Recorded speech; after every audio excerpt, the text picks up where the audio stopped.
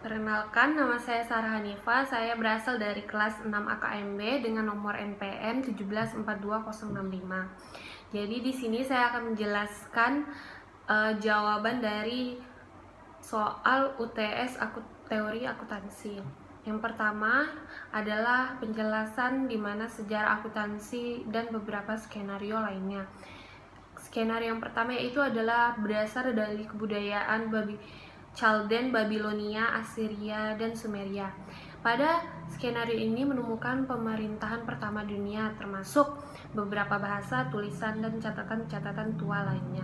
Yang kedua itu kebudayaan Mesir, titik pusat di mana keseluruhan pembendaraan dan bagian lainnya berputar. Yang ketiga itu kebudayaan Cina, akuntansi yang pemerintahannya yang memainkan peranan yang rumit pada dinasti Zhou sekitar 1122 sampai 256 Masehi. Yang keempat itu kebudayaan Yunani. Pada skenario ini memperkenalkan sistem akuntansi pertanggungjawaban terperinci. Yang terakhir kebudayaan Romawi. Mulai ada hukum pada pembayar pajak untuk membuat laporan mengenai posisi keuangan mereka. Selanjutnya, kehadiran dari bentuk pembukuan di dunia ini dikaitkan dalam beberapa faktor seperti penemuan tulisan, diperkenalkannya angka-angka Arab dan sistem desimal, penyebaran pengetahuan mengenai aljabar, dan terakhir adanya suatu standar alat pengukuran. Skenario lainnya yaitu penemu akuntansi berasal dari yang pertama kali itu dari pedagang Arab. Selain Arab ada juga dari Italia yang bernama Raymond de Haver yang memperkenalkan metode pencatatan rekening yaitu pencatatan berpasangan. Terus yang kita tahu Luca Pacioli. Siapa Luca Pacioli? Nah, melalui bukunya Summa de Arithmetica Geometria Proportioni et Proportionalita pada tahun 1494, buku ini menguraikan mengenai apa yang dipraktikkan pada masa itu bukanlah penemunya. Di sini selanjutnya adalah Luca Pacioli menguraikan dalam bukunya, yaitu yang memberikan tujuan untuk memberikan informasi yang tidak tertunda kepada pedagang mereka mengenai aktiva dan utang-utangnya. Dalam pencatatannya tersebut juga harus menggunakan debit dan kredit, dan pencatatan dilakukan secara deskriptif. Pacioli juga menyarankan perhitungan dari laba suatu periode ke periode lainnya. Selanjutnya saya akan menjelaskan perbedaan GAAP dan IFRS. Yang pertama, GAAP atau General Accepted Accounting Principle yang merupakan kerangka kerja standar pedoman akuntansi keuangan yang digunakan dalam yuridikasi tertentu, umumnya dikenal sebagai standar akuntansi.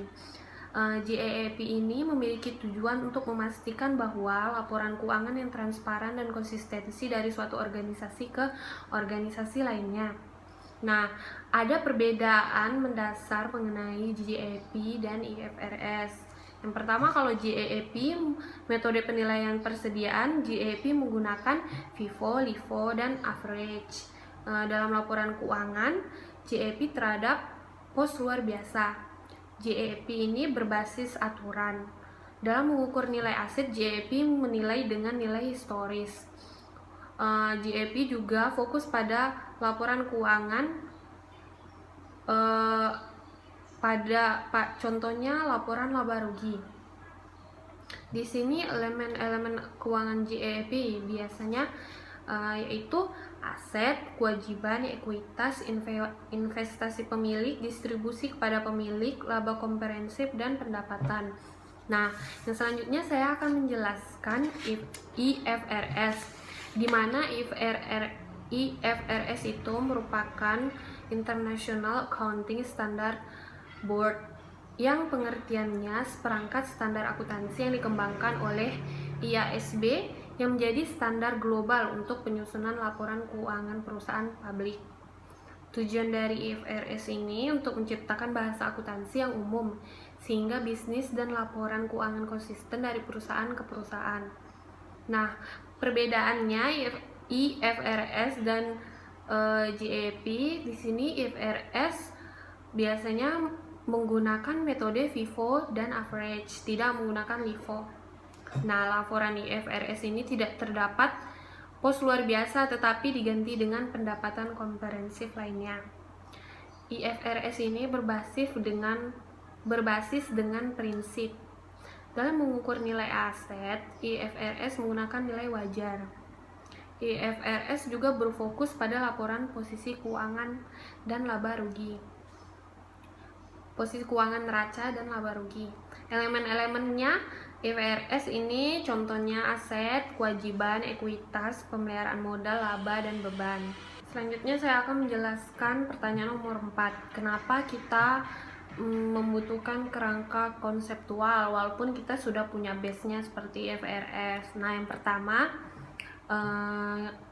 konseptual framework ini bermanfaat dan berhubungan dengan penentuan standar akuntansi serta bangunan konsep dan tujuan yang sudah ditentukan. Yang kedua, memudahkan dan memecahkan masalah yang terkait dengan praktik baru dan mungkin mengandung risiko tinggi. Yang ketiga, membantu kita untuk memahami penggunaan laporan keuangan dan menimbulkan rasa percaya pada laporan keuangan tersebut. Keempat, mendukung komparabilitas atau kemampuan untuk dibandingkan pada laporan keuangan banyak perusahaan. Terakhir, nomor 5 yaitu kritik atas historical cost accounting yang menjadi banyak perbincangan dikarenakan tidak relevan dalam untuk menyajikan laporan keuangan.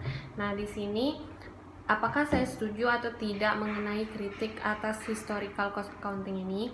Nah, historical cost accounting ini telah berulang kali didebat bahwa sistem gagal dalam menggarisbawahi fungsi dan dalam menyediakan informasi yang objektif. Ada banyak keputusan yang diasosiasikan dengan perekaman, pengukuran, dan pelaporan informasi bahwa sistem historical cost jauh lebih dari objektif dan dapat dimanipulasi.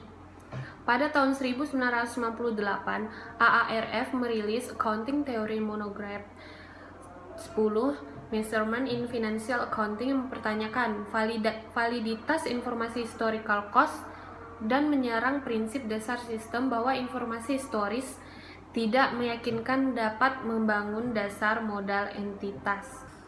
Historical cost juga tidak memadai untuk evaluasi keputusan bisnis ketika aset diperoleh. Historical cost-nya berhubungan karena mengacu pada kejadian saat ini. Jadi kesimpulannya, saya setuju mengenai banyaknya kritik menggunakan historical cost ini.